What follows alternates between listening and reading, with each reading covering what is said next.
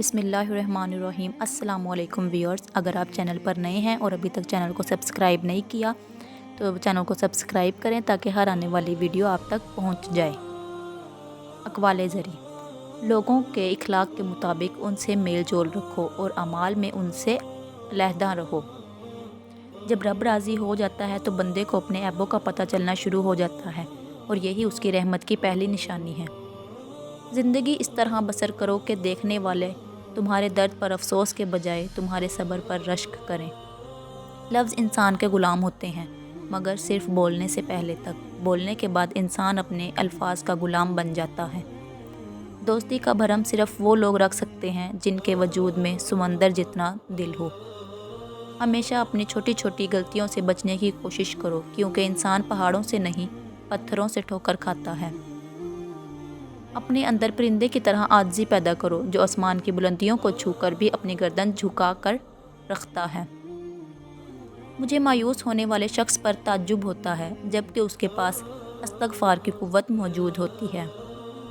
کسی بے قصور پر بہتان لگانا یہ آسمانوں سے بھی زیادہ بھاری گناہ ہے۔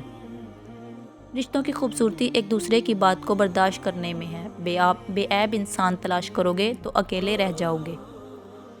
محبت کی پہلی شرط عزت ہے اور جو عزت نہیں دے سکتا وہ سچا پیار بھی نہیں دے سکتا۔ جو شخص تمہاری نظروں سے تمہاری ضرورت کو سمجھ نہیں سکتا اس سے کچھ مانگ کر خود کو شرمندہ نہ کرو۔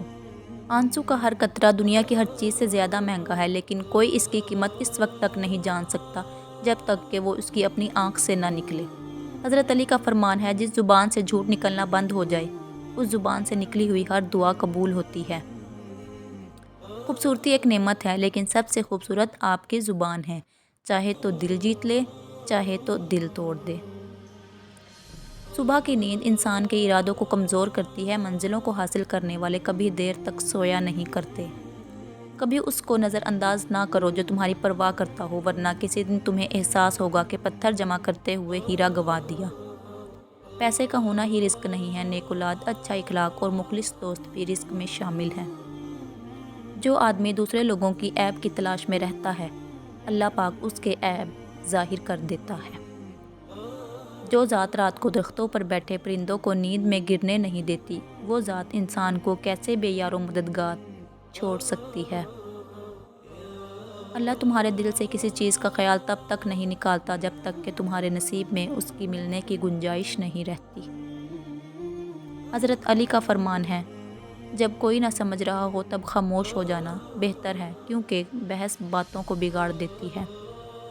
کسی کو چاہو تو دل سے چاہو، زبان سے نہیں، اور کسی پر غصہ کرو تو صرف زبان سے، دل سے نہیں۔ مجھے تعجب ہے اس شخص پر جو اپنی برائیوں کو جانتا ہے لیکن جب اسے برا کہا جائے تو ناراض ہو جاتا ہے۔ دکھ میں کبھی پچھتاوے کے آنسو نہ بہاؤ کیونکہ تم وہ خوش نصیب ہو جسے اللہ نے آزمائش کے قابل سمجھا ہے۔ Thanks viewers for watching our video.